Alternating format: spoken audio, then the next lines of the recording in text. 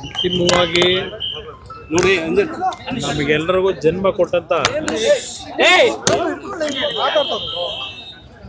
ನಮ್ಮ ತಾಯಿಯ ಇವತ್ತಿನ ಒಂದು ನಮ್ಮೆಲ್ಲರನ್ನ ಅಗಲಿ ಹೋಗಿರ್ತಕ್ಕಂಥದ್ದು ಏನಿದೆ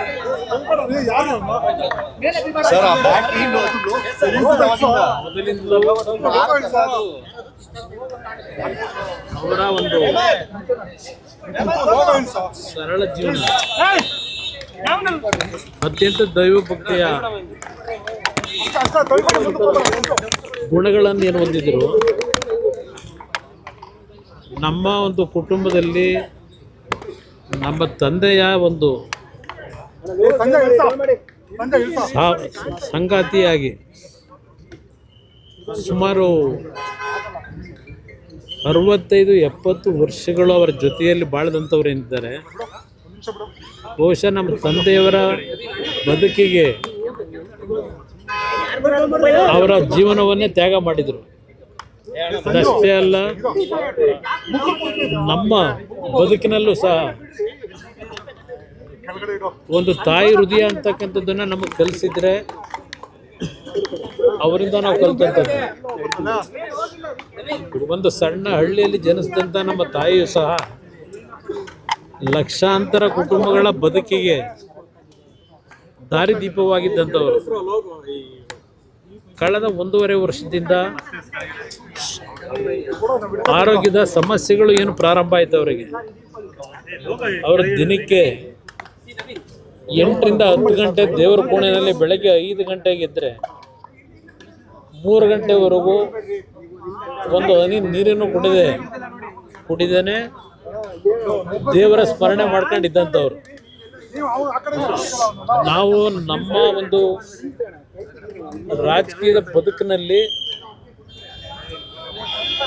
ನಾವೇನಾದ್ರು ಅಲ್ಪ ಸ್ವಲ್ಪ ಒಳ್ಳೆ ಬುದ್ಧಿ ಕಲ್ತಿದ್ರೆ ನಾವುಗಳು, ಅವರು ಕಲಿಸಿದಂಥ ಬುದ್ಧಿ ಕಳೆದ 4 ದಿನಗಳಿಂದ 4 ದಿನ ಅಷ್ಟೇ ಅಲ್ಲ, ಕಳೆದ 1 ವರ್ಷದಿಂದ ಅವರು ಪ್ರತಿನಿತ್ಯ ಪಡ್ತಾ ಇದ್ದಂಥ ಯಾತನೆಯನ್ನು ನಾವು ನೋಡ್ತಾ ಇದ್ವಿ.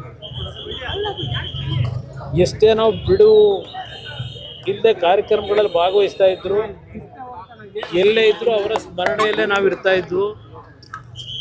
ಸಮಯ ಸಿಕ್ಕಾಗಲೆಲ್ಲ ಹೋಗಿ ಮಾತನಾಡ್ಲಿಕ್ಕೆ ಹೋದರೆ, ಇಲ್ಲ ಅವರನ್ನು ಮಾತನಾಡಿಸ್ಲಿಕ್ಕೆ ಹೋದರೆ ಊಟ ಮಾಡಿದ್ದೀರಾ ಅಂತಕ್ಕಂಥದ್ದು ಒಂದೇ ಅವ್ರ ಬಾಯಿನಲ್ಲಿ ಬರ್ತಾ ಇದ್ದು. ಕಳೆದ 1 ವರ್ಷದಿಂದ ಅವ್ರನ್ನ ನೋಡ್ಲಿಕ್ಕೆ ಬರ್ತಕ್ಕಂಥವ್ರ ಬಗ್ಗೆ 4 ದಿನಗಳ ಹಿಂದೆ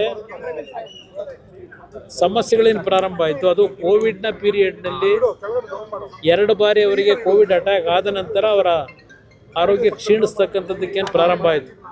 ಆ ಲಂಗ್ ಮೇಲೆ ಆದಂಥ ಒಂದು ಸಮಸ್ಯೆಯಿಂದ, ರೆಸ್ಪಿರೇಟರಿ ಸಿಸ್ಟಮ್ನ ಸಮಸ್ಯೆಯಿಂದ ಸ್ವಲ್ಪ ಗಂಭೀರವಾದಂಥ ಪರಿಸ್ಥಿತಿಯಲ್ಲಿ 4 ದಿನಗಳ ಹಿಂದೆ ಬಂದಂಥದ್ದೇನಿದೆ,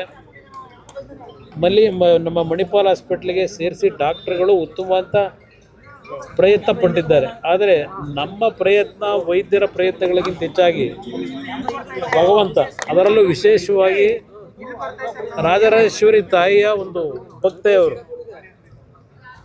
ಪ್ರತಿ ಶುಕ್ರವಾರ ರಾಜರಾಜೇಶ್ವರಿ ದೇವಸ್ಥಾನಕ್ಕೆ ಕಳೆದ ಒಂದು 35-40 ವರ್ಷಗಳಿಂದ ಹೋಗ್ತಾ ಇದ್ದಂಥವ್ರು ಪ್ರತಿ ಶುಕ್ರವಾರ.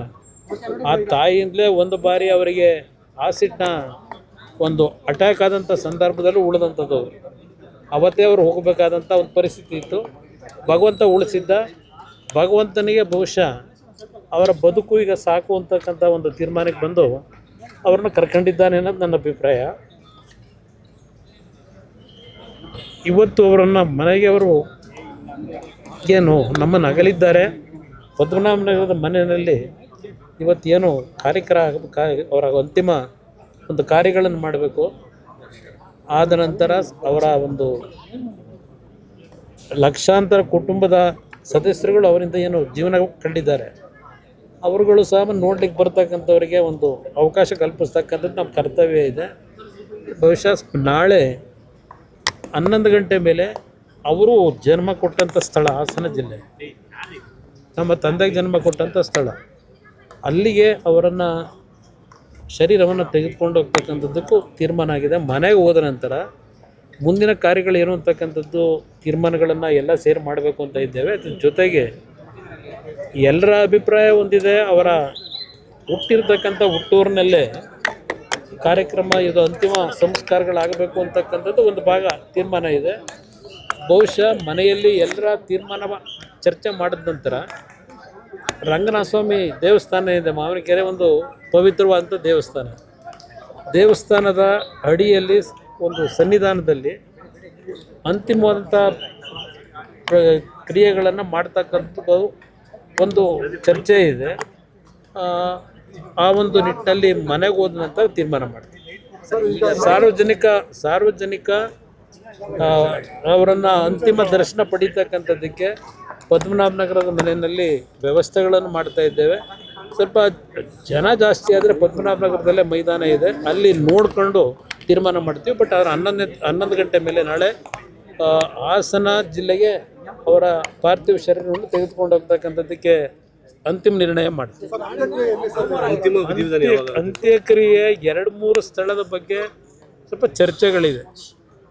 ಅಂತಿಮವಾಗಿ ನಾವು 4 ಜನ ನಮಗೇನು ಜನ್ಮ ಕೊಟ್ಟಿದ್ದಾರೆ, ನಮ್ಮ ತಾಯಿ 2 ತಂಗಿಯರಿದ್ದಾರೆ, ಅವರೆಲ್ಲರ ಜೊತೆ ಕೂತು ಚರ್ಚೆ ಮಾಡಿ ಬಹುಶಃ ನನ್ನ ಒಂದು ವೈಯಕ್ತಿಕವಾದಂಥ ಅಭಿಪ್ರಾಯ, ಅವ್ರನ್ನ ಬೆಳೆಸಿದಂಥದ್ದು ಯಾವೊಂದು ಹರದನಹಳ್ಳಿ ಗ್ರಾಮದಲ್ಲಿ ಹುಟ್ಟಿದ್ರು, ಅಲ್ಲೇ ಅವರ ಅಂತಿಮ ಅಂತ ನಮ್ಮ ತಾಯಿ ಹುಟ್ಟಿದ್ದು ಪಕ್ಕದ ಮುತ್ತಿಗೆರಹಳ್ಳಿ ಅಂತ ಹೇಳಿ, ಅವರು ಪಾಠ ಕಲ್ತಿದ್ದು, ಶಾಲೆಗಳಿಗೆ ಹೋಗಿದ್ದು ಹಳೆಕೋಟೆ ಅಂತಕ್ಕಂಥ ಮಾವಿನಕೆರೆಯ ರಂಗನಾಥ ಸ್ವಾಮಿ ದೇವಸ್ಥಾನ ಏನಿದೆ ಆ ತಪ್ಪಲಿನಲ್ಲಿರ್ತಕ್ಕಂಥ ಸ್ಥಳದಲ್ಲಿ ಆ ರಂಗನಾಥ ಸ್ವಾಮಿಯ ಸನ್ನಿಧಾನದಲ್ಲೇ ಆ ರಂಗನಾಥ ಸ್ವಾಮಿಯ ಅವರು ಏನು ನಂಬಿಕೆ ಇಟ್ಕೊಂಡಿದ್ರು, ನಮ್ಮ ತಂದೆ ನಮ್ಮ ತಾಯಿ ಇಬ್ಬರು, ಆ ದೇವರ ಸನ್ನಿಧಾನದಲ್ಲೇ ಮತ್ತು ನಮ್ಮ ಹುಟ್ಟೂರು ಶಿವನ ದೇವಸ್ಥಾನ ಏನಿದೆ ಆ ಶಿವನನ್ನು ನಂಬಿ ಬಂದಂಥವ್ರು, ಆ ಒಂದು ಪರಿಸರದಲ್ಲೇ ಆ ಒಂದು ಎಲ್ಲ ರೀತಿಯ ಅಂತ್ಯಕ್ರಿಯೆ ಕಾರ್ಯಗಳಾಗಬೇಕು ಅಂತಕ್ಕಂಥದ್ದು ನಮ್ಮ ಒಂದು ಚರ್ಚೆ ಇದೆ.